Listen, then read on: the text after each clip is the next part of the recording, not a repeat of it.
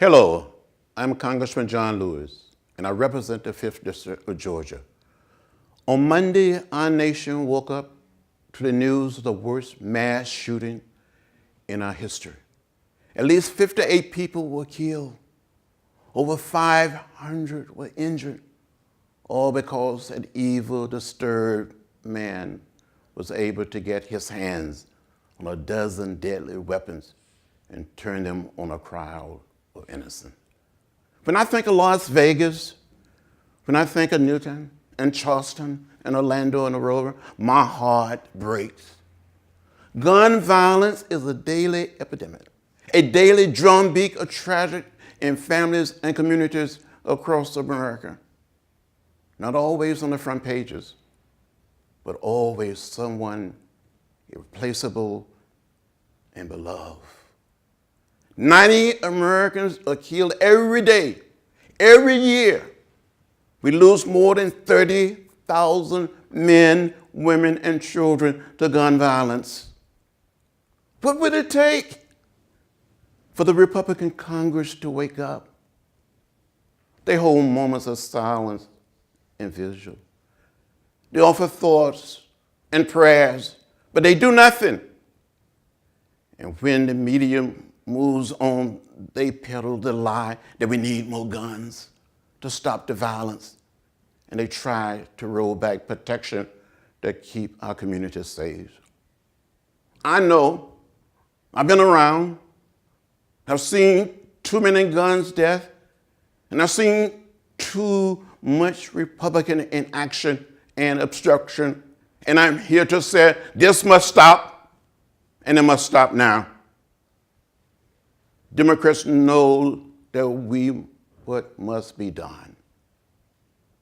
Their way forward is clear. We're calling on our Republican colleagues to join us and take some simple steps to end the epidemic that is killing Americans every day. First, Republicans must walk away from a radical, dangerous bill that will open the floodgates to silencer and arm-pierced bullets. Second, they must work with us to pass the bipartisan King-Thomas bill, which would strengthen the life-saving background checks that keep guns out of the wrong hands. Third, they must work with us to ban the sale of bump stock, a deadly tool that enables a shooter to spray murderers automatic fire at a rate of 400 to 800 rounds a minute, just as the shooter in Las Vegas did. And finally, they must join us and establish a bipartisan select committee on gun violence to study and prevent the daily tragedies of gun violence. But Republicans have not lifted a finger. They have not done one single thing to combat this crisis.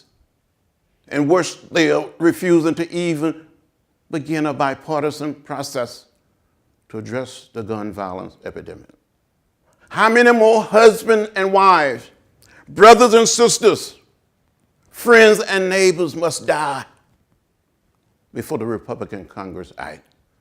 How many more sons and daughters will be ripped away from their parents? How many more mothers and fathers will be stolen from young children? The families of victims deserve more than Republican empty words and moments of silence. They deserve action. Good common sense proposals already on the table. We invite our Republican colleagues to take a seat and work with us on real action to stop the violence. I said this to my Republican colleagues. We were elected to lead. We were elected to be headlights and not a tail light. We cannot be silent.